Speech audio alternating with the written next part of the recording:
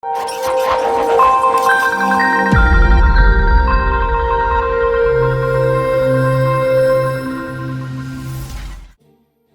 back, AI War 2 fans. It's Rob again here with the Beginner's Guide to AI War 2, and it's moving into some intermediate tactics. And there's a few things I want to talk about before we finish this series in our final episode, and then you can actually follow along as I do a Let's Play, a full Let's Play of this. And I'll leave the link in the description below so that you can continue. But let's catch up. So first of all, I've taken this planet, right? So there was a transport flagship here at Rulef. I took it, and I've now kind of secured my defenses there. I did so by dropping quite a bit of turrets around the way, and I've also upgraded it by doing what we'd normally do, right? We go through and we come to our command fleet. I've upgraded it by using science to upgrade it that way. The reason I did that really is because I've got two different systems that have been giving me kind of a hard time since I've come in here, and they've been attacking me pretty often. So I've also moved my flagship eXplanation to this particular star system because it had a distribution node, which is just like this here. Distribution nodes allow me to gain 1200 science and 35 hacking by destroying them, and I wanted to grab that while I could. So we're actually going to go ahead and load that back up. We're going to hit the L button, and as soon as it's loaded back up, we're going to go ahead and head back to our system here at Rulef. So give it a second, we should be good. Then we're going to go ahead and load it back up, send it back home. Well, so now what do we do? There are a lot of things we could do. In fact, this is where things open up quite a bit. Okay, so first off, there's another transport flagship here, right? And that's also something that we could consider doing right now. The strength here at Nodawa is about 56. We could take it, of course, with our flagship there. And then there's also some considerations too, because here we've got another distribution node, right? I'd love that science and hacking, but the problem with that is that there's a thing called an ion eye. And here with this ion eye, what it does is it actually is extremely powerful. First of all, it has invulnerability that requires at least 2 of the guard posts here to provide that invulnerability. And it also will only attack you if your strength is greater than the strength of this particular system here. So if our fleet strength is higher than 17, this very powerful turret becomes a very big threat. And so this is where some of the strategy in AI War 2 starts to really unfold. As you can see, I've actually tried to come in here and do a little bit of damage. I was trying to take out this distribution node without angering anybody, but these Spider Guardians were actually doing a pretty good job of fending me off. So what I can do is I can send a smaller fleet like Strike Hardy, which has a strength of 11. In here, it's got heavy stingrays and fusion saws, but they probably won't work as well. So let's go ahead and swap the fusion saws out with something maybe like a V-Wing group. We'll do that.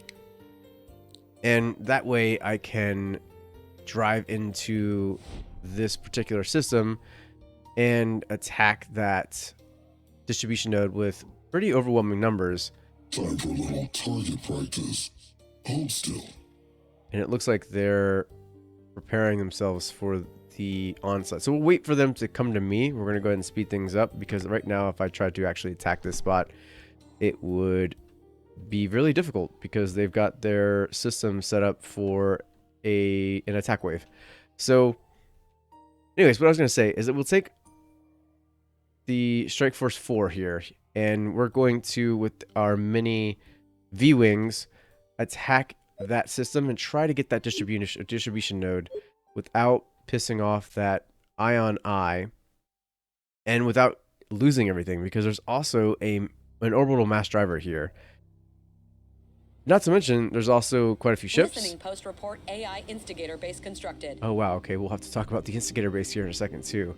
So first of all, we have a strength of 241 here. They shouldn't stand a chance, but I also don't think that my first fleet is unpacked, so it might, yeah, it's not. So let's go ahead and unpack it and keep all these guys from coming through here.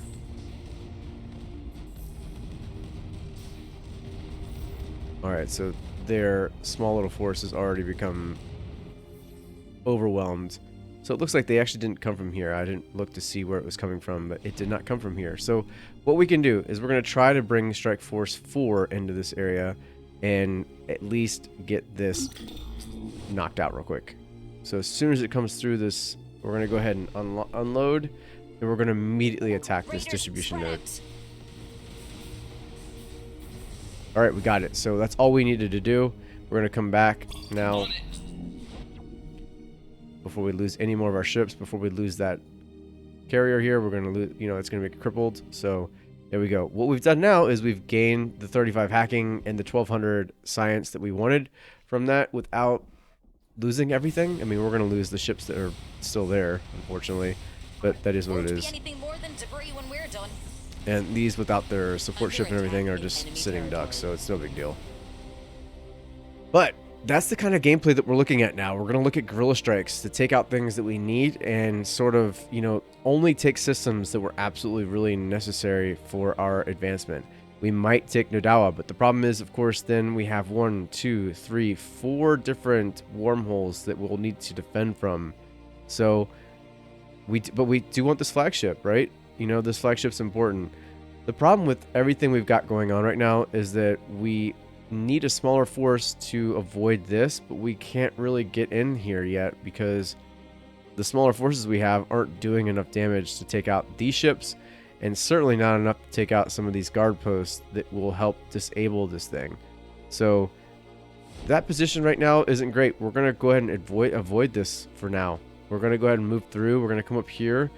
And like I said, I think what we might do, we might actually take Stryon here, even though it's not a very great place to take because there's nothing that will gain from having a command station there. But we're going to move past the 70 AIP that's going to unlock recon quest waves regardless. We're going to want to keep it under 120 as best we can for sure. But at this point, there's just no way for us to move past where we are now because we've already reached the 50 AIP threshold. So even if we were to come down here and say take one of these data centers, which reduces our AIP by 20, it won't go below 50 because once you reach a threshold, you can't go below it. So what we can do though is we can come in here, take these two, and before we move any further, come out and take this data center out so that we can reduce our AIP. All right, so that'll help us get to a point where at least we're not. Oh, and there's another data center here too. So we'll be able to take a couple of these and then take out these data centers and reduce our AIP before we move to the point where we've reached a new mark level for the AI.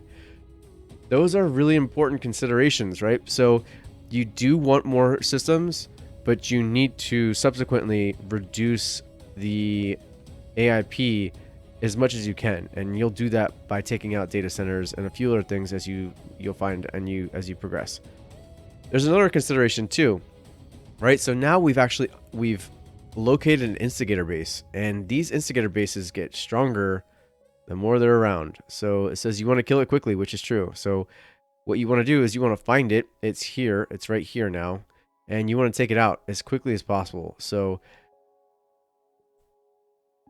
this is what we're going to do. This is what I'm going to do. All right. I'm going to take Stryon. Once I've got Stryon established, I'm going to take out this instigator base. And then I'm going to move into Nodawa here and take Nodawa, take this flagship, and then consider maybe transporting some of the, or, removing some of these ship lines to 4, but only after maybe upgrading 4 to a high capacity strike carrier.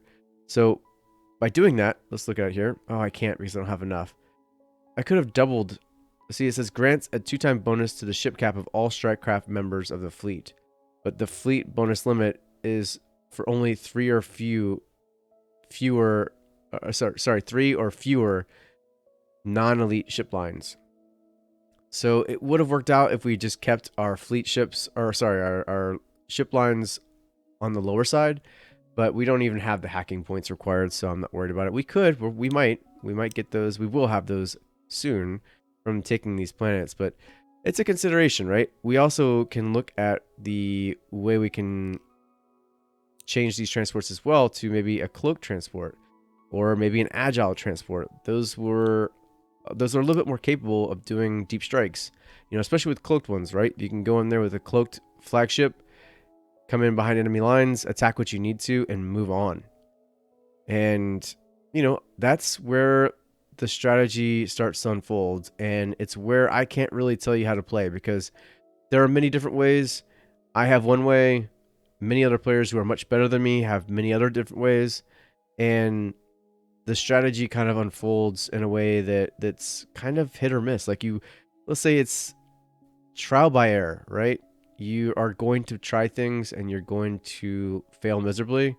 And you can either save scum or you can just try to adapt and try to overcome things. You may make a mistake. I have made a mistake before of coming into a system like this, not knowing what the Ion Eye did, and came in here with, a large fleet and had it completely decimated because I didn't know that these things would decimate you. And I certainly didn't know anything about how they're only activated when you come in with a very strong force. And so I thought, oh yeah, I'll come in here and take it out because I'm strong and this fleet is only, in this case, I have 153. I'll come in and I'll take out 16 easily. Well, I think even at 153, this thing would take me out. So the goal for me would be to come in here and take out things slowly with smaller fleets so as to not ruffle the feathers of this Ion Eye here. So, but because we can't really do that right now, and because small little, guerrilla strikes aren't going to work too well this moment, we're going to go ahead and start working our way up here and come back to Lusitania. All right, so that's my goal.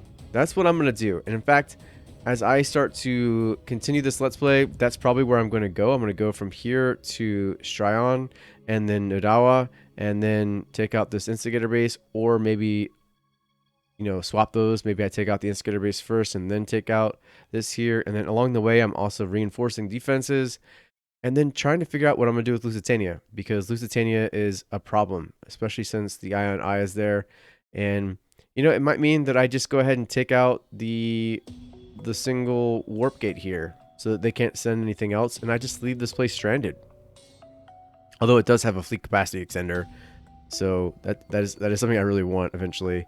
But that's all. I mean, I just have to hack that. So maybe I cut Lusitania off from moving anything. So that would mean that a lot of these systems here can't really push forward while the warp gate is down. So again, it's really your call. And that's where AI War 2 really opens up, and it really becomes a game not only that's pretty challenging, but really forces you to think and consider tactics and strategy. And again, there's a lot of trial by error. You're going to do things that you don't really necessarily, need to do, or even you shouldn't have done. But the great part is that a lot of the times you can recover as long as you have a decent fallback point. And I have a good fallback point here. I've got 3 systems that I can fall back to. I've got Roloff very well defended, and as we start to move forward, I'm going to bring this Gravitic battle station up with me and build turrets along the way and just defend these systems really hard. Because what I'd like to do is have this whole area here. That would be like my whole spot, and then along the way, I'll take systems that I need if I need them. But we want to kind of work our way through here and also deep dive and take out these particular data centers. And there's actually a group of 4, I forgot their names, but there's a group of 4 things that you have to take out that can also reduce AIP by a pretty significant number. And eventually you're going to move past these AIP thresholds, okay? Like, you just have to. There's no way to win this game, and maybe there is, and I don't know it, but there's just no way to move past and move through these games without reaching these thresholds. It's just reducing that and getting them to happen later that's going to help you out. All right, the more science and the more hacking you can get before you start to unlock these, the better for you, because the more you can mark up your ships and the more you can hack new ship lines and new turrets and all that stuff. So that's the considerations you need to make. Like, those are the considerations you need to really think about. And Figure out what it is that you think is best. And again, that's just going to become through playstyle. And that's also going to come through, trial and error and playing things and just, maybe losing. I lost a lot of games in this game. It's hard. But I think at difficulty 4 and 5, you're going to find that you can make it happen. You can do it. Even on your first couple games, you can do it if you just think like every ship if you have matters, because it sort of does. And you want to just be very careful, very cautious with everything that you do. So that's it for now.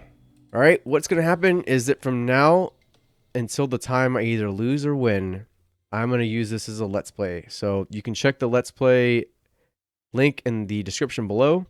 If you have any questions regarding anything, please ask, because even if I don't know the answer, which is probably pretty likely, there are people in this community who are extremely helpful, and they will come in and answer your questions. I'm almost certain of it. So be sure to ask those questions, because the only way you'll learn is if you ask. There's also a great wiki. If you go to Arkan Games' wiki, they have a wiki for AI War 2. They'll help you out with a lot of the stuff.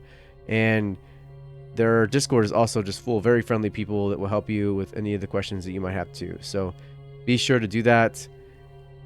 And until next time, and until my Let's Play starts, this was great working with you guys. I hope you've enjoyed something, at least a little bit of this, and I hope you've learned ever so slightly a little bit too.